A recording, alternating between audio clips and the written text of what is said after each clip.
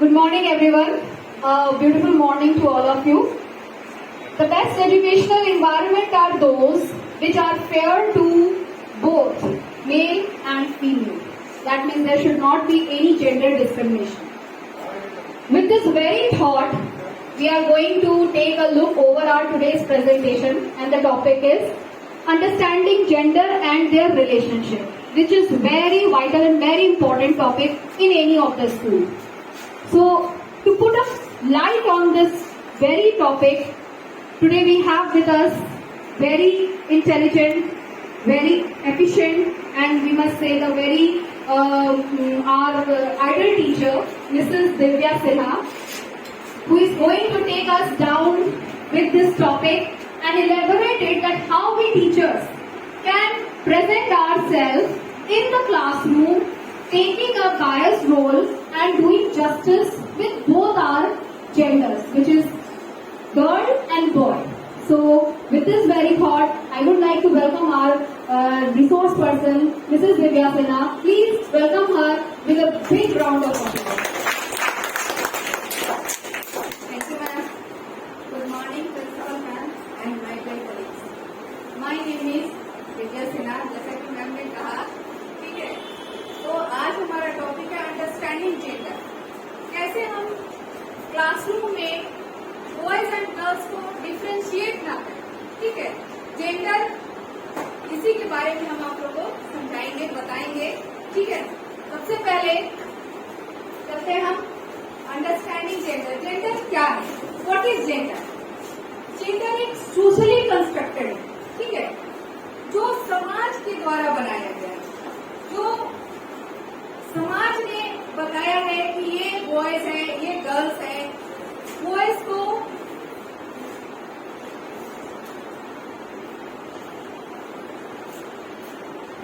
Gender describe social roles and relations between men and women, ठीक है. Socially constructed है, social समाज के द्वारा ये बनाया गया, हमारे द्वारा बनाया गया है कि बॉयज का क्या रोल होना चाहिए हमारे समाज में और गर्ल्स का क्या रोल होना चाहिए, ठीक है.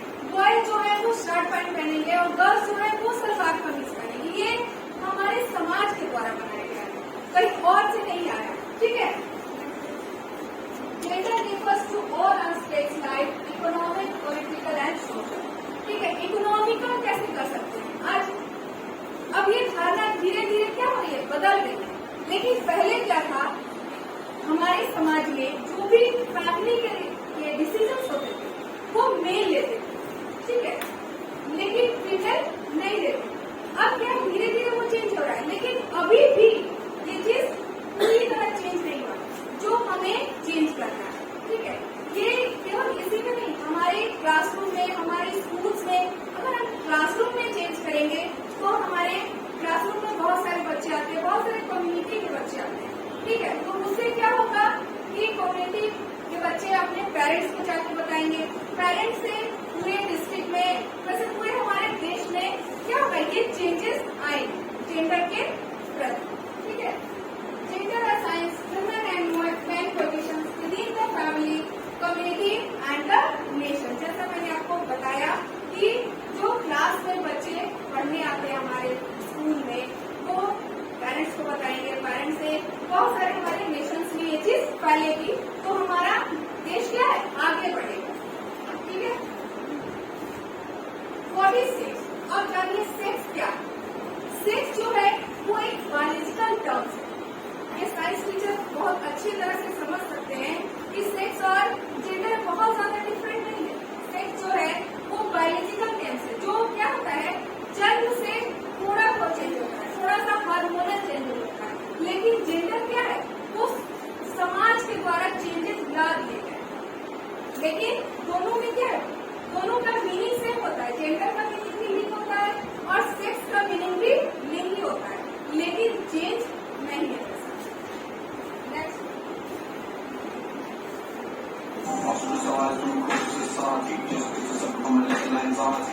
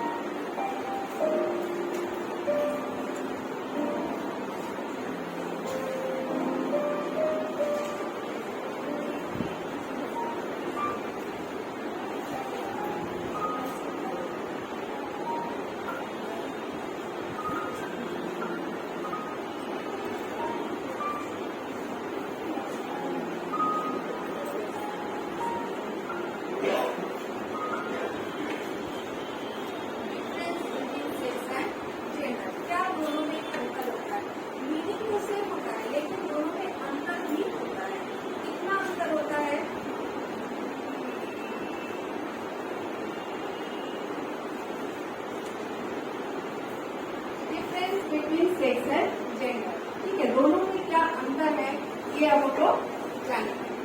सेक्स, सबसे पहले जानिए सेक्स, दोनों का मीनिंग सेम है, जैसा कि मैंने आपको पहले ही बताया। सेक्स जो है वो बॉर्न होता है, बाय बॉर्न आप सेक्स में चेंज होते हैं कि मेल है कि फीमेल है। ठीक है, बायोलॉजिकल कैरेक्टर्स, थोड़ा बहुत में हार्मोनल चेंजेस होते हैं सेक्स में, तो हम समझते हैं कि ये मेल है और ये फीमेल है, ये हार्मोनल चेंजेस है। नेक्स्ट है नाउन चेंजेबल।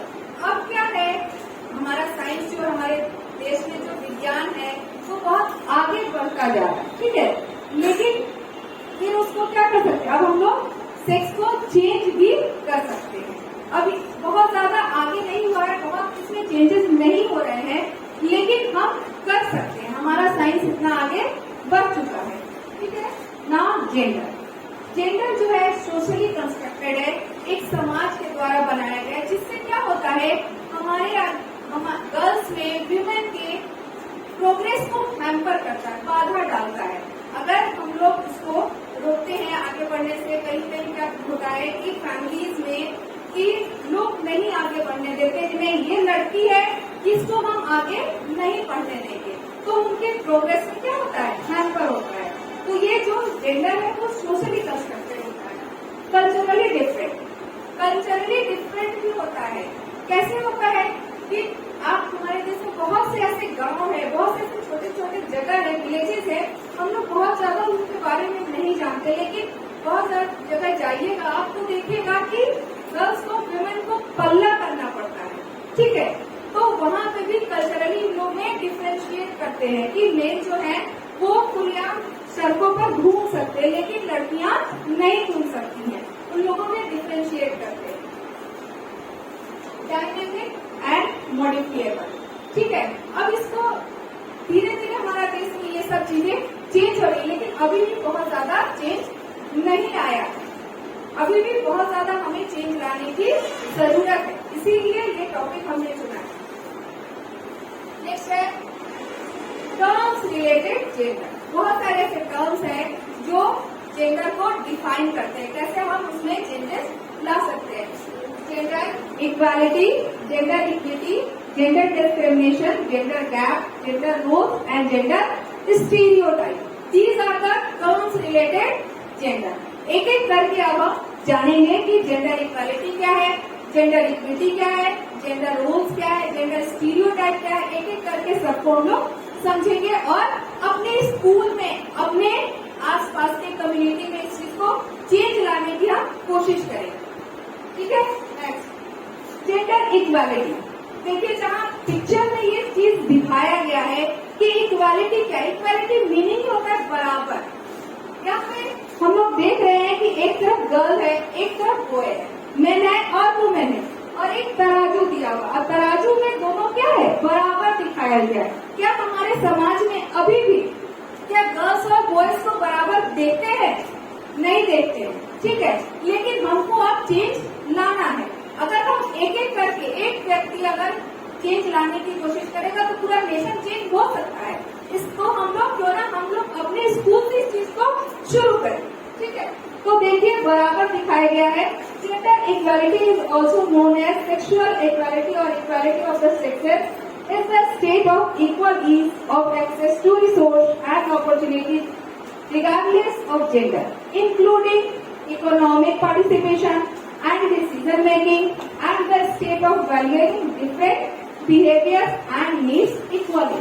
ठीक है, हमको बराबर दिखाना है। आप वो फैमिलीज में हो, स्कूल्स में हो या किसी ऑफिस में हो, अगर आप देखिएगा सेम एक प्लेटफॉर्म है ऑफिस में, तो क्या मेन को और वुमेन को समान अपॉर्चुनिटी मिलती है? नहीं मिलती है। हर चीज को उन दोनों में क्या किया जाता है, डिफ्रेंशिएट किया जाता है, इक्वालिटी नहीं लाई जाती है। तो ये होता है जेंडर इक्वालिटी। हमको बराबर समानता का अधिकार देना है, बॉयज में भी और गर्ल्स में भी समान अपॉर्चुनिटी दोनों को देना है। चाहे वो हमारा क्लासरूम हो, चाहे वो हमारे टीचर्स हो, चाहे वो हमारे मैनेजमेंट हो, चाहे वो हमारी कम्युनिटी हो, सब में क्या है, गर्ल्स और बॉयज और मेन एंड वुमेन में समानता का अधिकार देना। ठीक है, सबको एक समान देखना है, ठीक है। Next, gender equity. Gender equity क्या है? जेंडर इक्वालिटी लाने के लिए जो प्रोसेस हम लोग करते हैं वो होता है जेंडर इक्विटी। जैसे कि पिक्चर में देखिए, पिक्चर में दिखाया गया है इधर कि सबको एक समान तो दे दिया गया है, इक्वालिटी तो दिखा दी गई है, सबको एक समान एक स्टैंड दिया गया है एक लीफ को तोड़ने के। क्या वो लीफ तोड़ पाएंगे? जो मेन है उनकी हाइट सबसे ज्यादा है, जो वुमेन है वो कम है, और जो गर्ल्स है वो उससे भी नीचे है। क्या इक्वालिटी है? नहीं है। तो इक्वालिटी लाने के लिए जो प्रोसेस हम लोग कर रहे हैं उसको कहते हैं equity. Gender equity means fairness and justice in the distribution of benefit and responsibilities between man and women. दोनों को बराबर दिखाने के लिए जो भी प्रोसेस हम लोग करते हैं उसी को जेंडर इक्विटी कहते हैं। जेंडर इक्विटी, मान लीजिए कि कोई एक ग्राउंड है, ठीक है, ग्राउंड में मैच चल रहा है। मैच में आप देखिएगा कि एक दिव्यांग बच्चा भी है, एक मैन भी है और एक वुमेन भी। दोनों को समान प्लेटफॉर्म दे दिया गया खड़े होकर मैच देखने के लिए। क्या तीनों देख पाएंगे एक साथ? नहीं देख पाएंगे। दिव्यांग बच्चे को क्या करना है? इक्वालिटी लाने के लिए हमको उसे थोड़ा सा ऊंचा प्लेटफॉर्म देना पड़ेगा कि हम सबको एक समान दिखा पाए, ठीक है।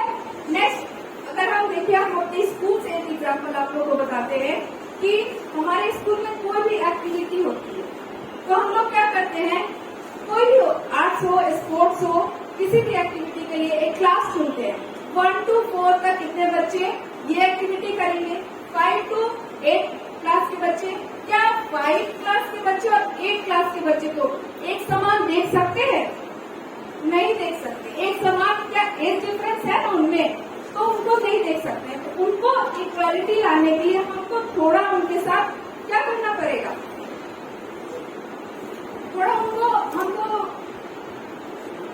लिबरल होना पड़ेगा उनके लिए, ठीक है, लिबरल होना पड़ेगा। तो हम लोग क्या करेंगे? उनको हम लोग समान प्लेटफॉर्म देने के लिए लिबरली उनके लिए समान प्लेटफॉर्म देंगे।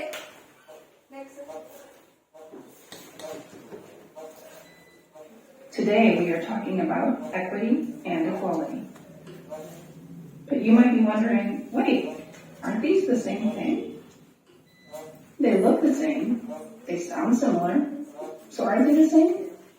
No, in fact, they're really different concepts, even though a lot of us get the two confused. So let's break them down. You probably already know what we mean when we say equality. We're talking about two things that are the same or have a similar value. When we treat two people or two groups of people equally, we make sure that they have or get the same things. For example, if I want to give Betty some apples, then I need to give Ben the same number of apples to treat them with equality. Along the same lines, if I want to give the nursing program a budget increase, then I need to make sure that I give the culinary arts program the same budget increase to treat them with equality. That makes sense. But that's not the same thing as equity. Equity can be defined as giving everyone what they need to be successful. In other words, it's not giving everyone the exact same thing. And here's where the difference between equity and equality really come in.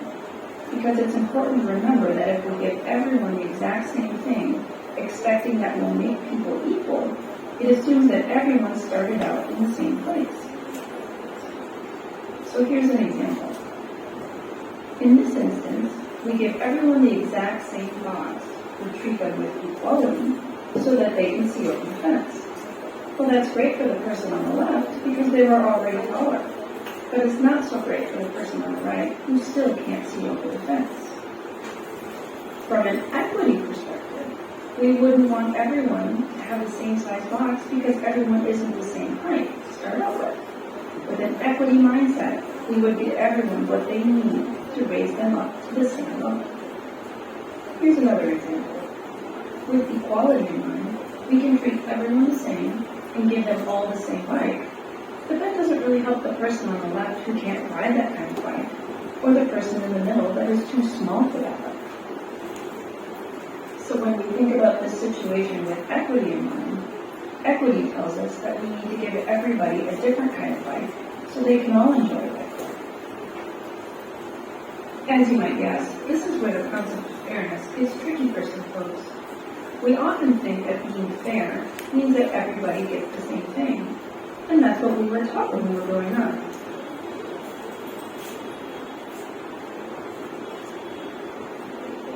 Now, gender discrimination. Discrimination मतलब भेदभाव करना boys and girls में। कभी कभी क्या होता है कि हम लोग कैसे भेदभाव करते हैं। बहुत सारे फैमिलीज में देखिएगा कि गर्ल्स को लोग कहते हैं ये तुम्हारा काम है, और बॉयज को कहते हैं तुम बाहर से जाओ सामान लाओ, लेकिन गर्ल्स को घर में रहकर काम करना है। ये भेदभाव करते हैं। क्यों नहीं गर्ल्स बाहर जा सकती हैं? ये भेदभाव कौन करता है? हमारे समाज में ये भेदभाव होता है। Gender discrimination it describes the situation in which people are treated differently simply because they are male and female rather than on the basis of their individual skills or capabilities. ठीक है, अगर उसमें स्किल्स है फिर भी हम क्या करते हैं? भेदभाव करते हैं। ठीक है, कैसे भेदभाव करते हैं? अगर मान लीजिए कि किसी फैमिली में एक लड़का है जो छोटा है 6 साल का है, लेकिन लड़की जो है वो 10 साल की है, तो दोनों के स्किल्स में इंडिविजुअली अगर हम देखें तो कैपेबिलिटी लड़की में ज्यादा है और बॉयज में कम है, लेकिन फिर भी क्या होता है? उन लोगों में भेदभाव उनके पेरेंट्स ही करते हैं, और अगर पेरेंट्स ना करें तो नेबर्स करते हैं। ठीक है, तो ये होता है गर्ल्स एंड बॉयज में डिस्क्रिमिनेशन करना, जो हमें नहीं करना है क्लासरूम में और अपने समाज में भी। ठीक है, next gender gap. Gender gap क्या होता है? It is related disparity between people of different genders which reflected in a variety of sectors in any society. Gap क्या होता है? किसी ऑफिस में क्या होता है कि गर्ल्स एंड बॉयज दोनों वर्क कर रहे हैं, लेकिन क्या होता है कि बॉयज को ज्यादा अपॉर्चुनिटी मिलती है और गर्ल्स को कम अपॉर्चुनिटी मिलती है। वो लोग गर्ल्स के साथ कर सकते हैं, लेकिन उनको अपॉर्चुनिटी नहीं दिया जाता है। क्यों? क्योंकि वो गर्ल है। ये होता है हमारा जेंडर गैप। हमारे देश में भी पहले क्या था, अब ये धीरे धीरे कम होता जा रहा है। पहले क्या था, एमएलए और एमपीज की बात हम करें तो 90s से पहले गर्ल्स जो थी एमएलए और एमपी नहीं बनते थे। क्यों? क्योंकि उनके समाज के लोग उनको एक्सेप्ट नहीं करते थे कि लड़कियां जो है वो पॉलिटिक्स में नहीं जाएंगी, पॉलिटिक्स अच्छी चीज नहीं है। लेकिन ऐसा नहीं है, अगर गर्ल्स अपने आप को प्रूव करना चाहती हैं तो उन्हें एक मौका देना चाहिए। तो ये होता है जेंडर गैप। वो अपने उनके अंदर स्किल्स हैं, लेकिन उनको दिखाने का मौका नहीं दिया जाता। ये होता है जेंडर गैप। लेकिन धीरे धीरे जब से गवर्नमेंट चेंज होती जा रही है तो अब देखेंगे कि एमएलए और एमपीज गर्ल्स में आ रहे हैं, ज्यादातर आते जा रहे हैं। पहले क्या था, वर्ल्ड लेवल में हमारा जो देश था वो 140 नंबर पे था, अब क्या है 156 नंबर पे, 156 नंबर पे आ गया है। ठीक है, जेंडर रोल्स। जेंडर रोल्स मैंने पहले भी कहा है कि रोल्स जो होता है जेंडर का, गर्ल्स और बॉयज का, मेन एंड वुमेन का, वो क्या होता है? वो समाज के द्वारा बनाया गया है कि गर्ल जो है, मेन वुमेन जो है वो घर में खाना बनाएंगी और बाहर बॉयज जाएंगे वो बाहर जाके ऑफिस जाएंगे, काम करेंगे। ठीक है, गर्ल्स जो है वो ब्यूटिशियन बन सकती हैं, सिलाई कर सकती हैं। ये रूल समाज के द्वारा बनाया गया। क्या बॉयज जो है वो ब्यूटिशियन नहीं बन सकते? क्यों? क्या गर्ल्स जो है वो पायलट नहीं बन सकती है, आर्मीज में नहीं जा सकती हैं? जा सकती है, उनमें ये स्किल है, लेकिन उनको जाने नहीं दिया जाता है। ये समाज के द्वारा बनाया जाता है कि गर्ल्स जो है वो घर में खाना बनाएंगी, ब्यूटिशियन बनेंगी, सिलाई करेंगी, है ना, और बच्चों की देखभाल करेंगी, उनके बारे में कहा जाता है जो वो बहुत ज्यादा सॉफ्ट स्पोकन होती हैं, वो नहीं बोल सकती है बाहर जाके, लेकिन ऐसा नहीं है। गर्ल्स को अगर अपॉर्चुनिटी मिले तो दोनों में समान स्किल होते हैं, केवल उनमें क्या डिफरेंस होता है, बस बायोलॉजिकली डिफरेंट होता है कि वो मेल है और वो फीमेल है। ऐसा नहीं है कि गर्ल्स जो है वो पायलट नहीं बन सकती हैं, MLAs MPs नहीं बन सकती हैं, आर्मी में नहीं जा सकती हैं, सब जगह जा सकती हैं, लेकिन ये समाज में रोल बना दिया गया है कि गर्ल्स को खाना बनाना है और बॉयज को बाहर जाके काम करना है। ठीक है, इसको हमें, इस मेंटालिटी को हमें चेंज करना है अपने स्कूल से। और ये हम कहाँ से शुरू करेंगे? अपने एक स्कूल से, एक छोटे से बच्चे के मन में हम शुरू से ये चीज डाल देते हैं कि नहीं तुम लड़के हो और तुम्हें बाहर जाके काम करना है। कहीं एक कोई बॉय आता रोने लगता है, सिंपल सा एग्जाम्पल हम लेते हैं, कोई लड़का रोता है तो उसे हम लोग क्या करते हैं, क्या लड़की की तरह रो रहे हो, क्यों लड़की की तरह, क्यों ऐसा होता है? लड़कियां सॉफ्ट स्पोकन होती है, रो देती है, ऐसा नहीं है। इस मेंटालिटी को हमें चेंज करना है, इस रोल को हमें चेंज करना है। ये होता है जेंडर रोल्स, जेंडर स्टीरियोटाइप। भाई दोनों में सिमिलैरिटीज है, जेंडर रोल में भी और जेंडर स्टीरियोटाइप। स्टीरियोटाइप मतलब रूढ़िवादी सोच। जो पहले के हमारी ग्रैंड मदर्स होती थी, उनकी ये सोच होती थी कि बहुएं जो है वो घर में खाना बनाएंगी और जो मेरे लड़के हैं वो बाहर जाएंगे, तो ये रूढ़िवादी सोच है। रूढ़िवादी सोच को हमें बदलना। स्टीरियोटाइप इसी को बोलते हैं। Gender stereotypes are beliefs that people have about the characteristics of males and females. The content of the stereotype varies over culture and over time. Children learn aspects of stereotype at a very young age. Very young age में हमें लड़कों को और लड़कियों को ये चीज सिखाना है कि आपको भेदभाव नहीं करना है। जो लड़के कर सकते हैं वो लड़कियां भी कर सकती हैं। हमें उन्हें बचपन से ही ये चीज सिखाना है। हमें ये बचपन से सिखाया गया था कि तुम नहीं कर सकती हो, तुम्हारे ब्रदर जो भी है वो कर सकते हैं। लेकिन अब हमें, हमारा देश जो है वो बदल रहा है। अब हमें हम लोग बहुत छोटे से बच्चे को बहुत यंग एज में इस चीज को सिखाना है कि no, you can do it, girls can do it everything. सब कुछ कर सकती है, जो बॉयज कर सकते हैं वो गर्ल्स भी कर सकती है, और जो गर्ल्स कर सकती है वो बॉयज भी कर सकते हैं। कहीं कहीं ऐसा होता है कि गर्ल्स को आगे बढ़ाया जाता है तो बॉयज को पीछे कर दिया जाता है। हमें ऐसा भी नहीं करना है। हमें गर्ल्स और बॉयज को दोनों को एक समान लेकर चलना है। ठीक है, ये होता है gender stereotype.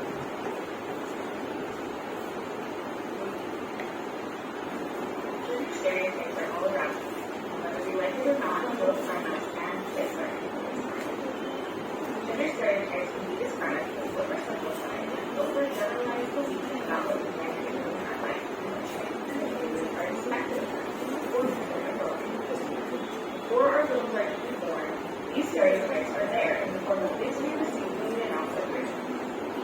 These gifts usually range from clothes and onesie to the words, Mommy's Little Princess for our not yet born girls, and chocolates and Daddy's Little Mama for our boys. After our kiddos are born, generating two will make reviews, suggesting that boys are tough and girls are loose. Gender stereotypes also show up in the ways that our clothes are encouraged and wear. More people on the dolls, discuss their art supplies for girls, and toy trains, trucks, or tools for boys, often without a second thought for the child's actual preferences. A trip to a typical children's clothing store will offer overwhelming amounts of easy clothes for girls, including things for boys, with more form-fitting, body-conscious designs for girls and looser, active designs for boys. As our babies grow, we may encounter gender stereotypes outside our homes, in friend groups, at school, and workplace. Boys might hang out with other boys, play tag or soccer, and girls might hang out with girls, play house or prison. Okay, these are generalizations, but you get the idea. Even in our homes, we may find ourselves encouraging girls to help with the laundry and cooking, and boys wanting to taking out the trash. Routing that nature towards us so standard for gender.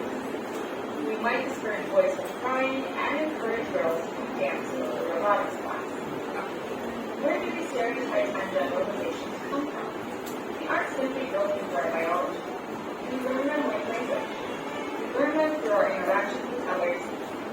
on social media, the way our actions and appearances are labeled by others, we are influenced by our parents, friends, and the world around us. Is there anything wrong with these stereotypes? Not necessarily. It's perfectly fine for a girl to love pink and sparkles or a boy to love race cards and football. A sizable number of kids will gravitate toward judging-typical preferences, even when given free access to a whole range of toys and interests. The problem arises when those stereotypes limit the goals our kids strive for, or the type of person they believe they can be. The same person might like to dress like their dad, wear a glitter t-shirt, and imagine himself as a firefighter. Do your kids' choices from a young age and see what they pick for themselves. The key is awareness that these stereotypes really exist. And what you do with them is up to you. This video was brought to you by the folks at Hello Joey. For more information, head on over to hellojoey.com. Now, the roles of school in promoting gender equity. अब schools को कैसे promote करना है gender equity को? Roles of school management to provide appropriate teaching and learning materials that induct educators in imparting gender sensitivity pedagogy, gender sensitive physical facilities in the school. Physical facilities कैसे हम दे सकते हैं school में, ये हमें देखना है. क्या होता है, क्रिकेट जो है वो लड़कियां नहीं खेल सकती हैं. ऐसा हमारे हर स्कूल में होता है. ये हम अपने स्कूल की या किसी और स्कूल के टीचर बात नहीं कर रहे हैं. ये सारे स्कूल्स में होता है. स्पोर्ट्स में चाहिए तो गर्ल्स जो है वो खो खो कबड्डी खेलेंगी और बॉयज जो है वो फुटबॉल खेलेंगे, क्रिकेट खेलेंगे. ये किसने कहा है? किसी ने नहीं कहा है कि लड़कियां जो है वो नहीं खेल सकती है. लड़कियां क्रिकेट भी खेल सकती हैं, लड़कियां फुटबॉल भी खेल सकती हैं. आप उनको अपॉर्चुनिटी देंगे तब वो खेलेंगी. पहले ही आप कह देंगे कि ये लड़की है, ये नहीं कर सकती है. लेकिन उनमें स्किल है, वो कर सकती हैं, लेकिन उनको करने नहीं दिया जाता है. ये फैसिलिटी हम टीचर्स को, हमारे स्कूल मैनेजमेंट को गर्ल्स और बॉयज के बीच करना है. ठीक है, जब खो खो और कबड्डी खेल सकते हैं तो हम बॉयज, हम गर्ल्स क्रिकेट और फुटबॉल भी खेल सकती हैं. ठीक है, तो ये हमको स्कूल में अपने स्कूल के स्टूडेंट्स को या बॉयज हो या गर्ल्स को उनको अपॉर्चुनिटी देनी हो, तभी हम इसको चेंज ला सकते हैं. Next, to sensitize community about the importance of girls education. Girls के एजुकेशन के लिए हम कोई ओरिएंटेशन प्रोग्राम चला सकते हैं अपने स्कूल में. ठीक है, कोई एक हम अपने मॉर्निंग असेंबली में इस चीज को बता सकते हैं कि आप बॉयज और अपने स्टूडेंट्स को बाहर कम्युनिटी में कोई प्रोग्राम करा के हम गर्ल्स एजुकेशन को प्रमोट कर सकते हैं. To conduct orientation programs for teacher on gender sensitivity. Gender sensitivity के लिए स्कूल मैनेजमेंट को स्कूल में टीचर्स के लिए भी प्रोग्राम चलाना चाहिए. कभी कभी क्या होता है कि हम टीचर्स के बीच में भी ऐसा होता है कि लोग समझते हैं कि गर्ल्स है, ये लेडीज टीचर है, ये ऐसा नहीं कर सकती है. ऐसा नहीं है, हम लोग भी पीटीआई कर सकते हैं, हम लोग भी बच्चों को खिला सकते हैं. ये हमें अपने आप को प्रूव करना है. हमें अगर हमें अपॉर्चुनिटी मिल गई कि हम स्पोर्ट्स में बच्चों को कबड्डी और क्रिकेट खिलवाए तो ऑब्वियसली हम लोग कर सकते हैं. लेकिन ये स्कूल मैनेजमेंट, हमारे प्रिंसिपल, हमारे जो टीचर्स कुलीग्स है, उनके बीच ऐसा होना चाहिए जेंडर सेंसिटिविटी. ठीक है, तो ऐसा एक ओरिएंटेशन प्रोग्राम के जरिए हम लोग ऐसा कर सकते हैं. Making classroom gender sensitivity. तो देखिए, सबसे इम्पोर्टेंट है ये क्लासरूम में कैसे हम लोग जेंडर सेंसिटिविटी को चेंज ला सकते हैं, जो हम लोगों को करना बहुत ही ज्यादा इम्पोर्टेंट है. ये similar duties for male and female. Classroom में बॉयज और गर्ल्स को दोनों को सिमिलर ड्यूटी देनी पड़ेगी. कभी कभी हम लोग क्या करते हैं, गर्ल्स को, क्योंकि गर्ल्स क्या होती है, सिंसियर. ऐसा हमारे माइंड में बैठा हो कि गर्ल्स सिंसियर होती है, बॉयज सिंसियर नहीं होते हैं. तो कोई भी रेस्पॉन्सिबिलिटी हम लोग क्या करते हैं, गर्ल्स को दे देते हैं, बॉयज को नहीं देते हैं. तो हमें इस चीज को चेंज करना है, इस मेंटालिटी को चेंज करना है कि गर्ल्स को भी हम लोग समान अपॉर्चुनिटी दे और बॉयज को भी हमको रिस्पॉन्सिबिलिटी देनी है. You have to do it and you can do it. Now, encourage both males and females to be class leader. ये तो हम लोग करते हैं, क्लास लीडर बॉयज मॉनिटर भी होता है, हमारे यहाँ गर्ल्स मॉनिटर भी होता है. तो अगर नहीं होता है तो हमको इसमें चेंज लाना है. Address and call on girls and boys equality. Do not segregate boys and girls in the classroom. Classroom में बॉयज एंड गर्ल्स को सेग्रीगेट नहीं करना है. हमको अलग अलग नहीं बैठाना है. हमको बॉयज और गर्ल्स को एक साथ बैठाना है, सेग्रीगेट नहीं करना. अगर हम लोग सेग्रीगेट करते हैं तो उनके माइंड में बैठ जाएगा ये चीज कि हम लोग जेंडर है, डिस्क्रिमिनेट, भेदभाव किया जा रहा है हम लोगों के बीच में. इस चीज को हमें नहीं करना है, सेग्रीगेट नहीं करना, चाहे वो बॉयज हो या गर्ल्स हो.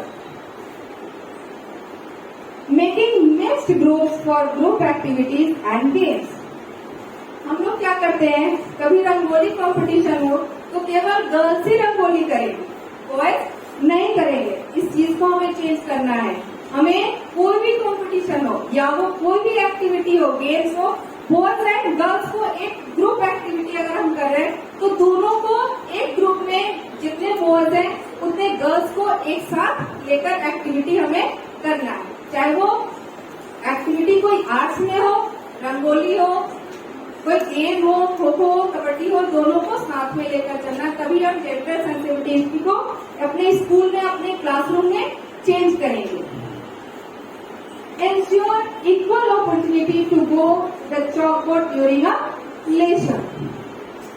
chalkboard को या मान लीजिए हम कोई टेस्ट ले रहे हैं या कोई और एक्टिविटी भी कर रहे हैं तो वो समान अपॉर्चुनिटी दोनों को देना है कि वो दोनों बोर्ड पर जाकर, चॉकबोर्ड के पास जाकर दोनों सेम एक्टिविटी करें और दोनों को समानता का अधिकार भी मिले.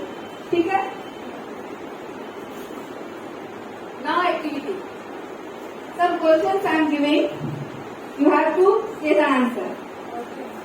A form of social organization in which females are dominated, males is termed as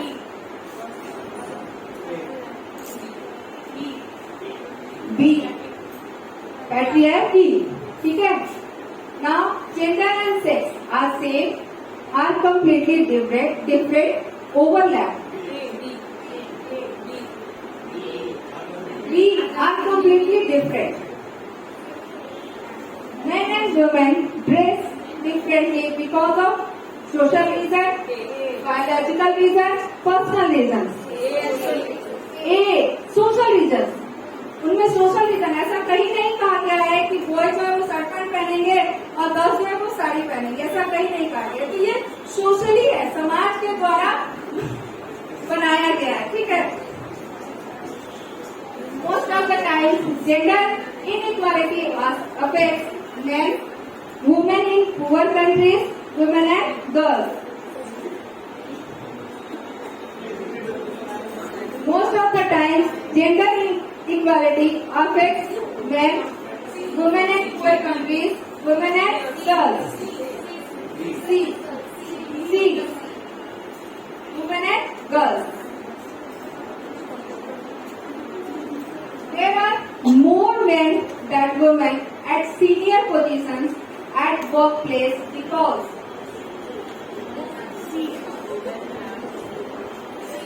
there are more than women at senior position at workplace because C.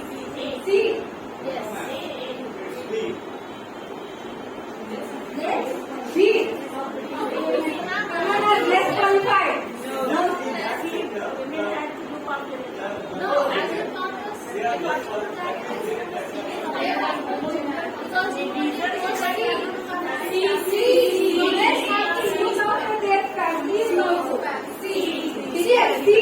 इसका सही आंसर है सी.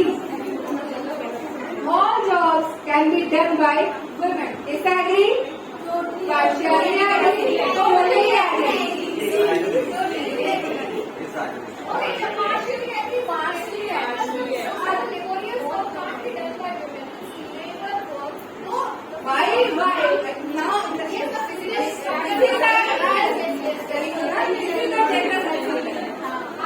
women can do it. आप कहीं भी जाएंगे तो labour में main भी होते हैं, वुमेन भी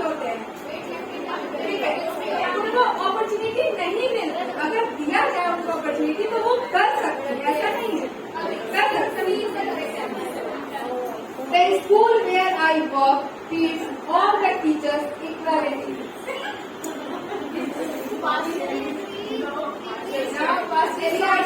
Totally agree, disagree.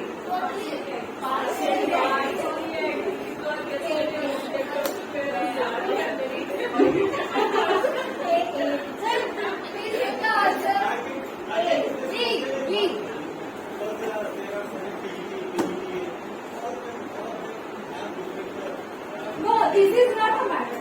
This is a gender sensitivity. Gender sensitivity. If girls are also TGT and boys are also TGT, then you can.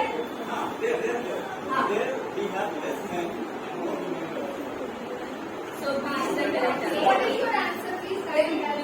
B. Totally agree. Yes.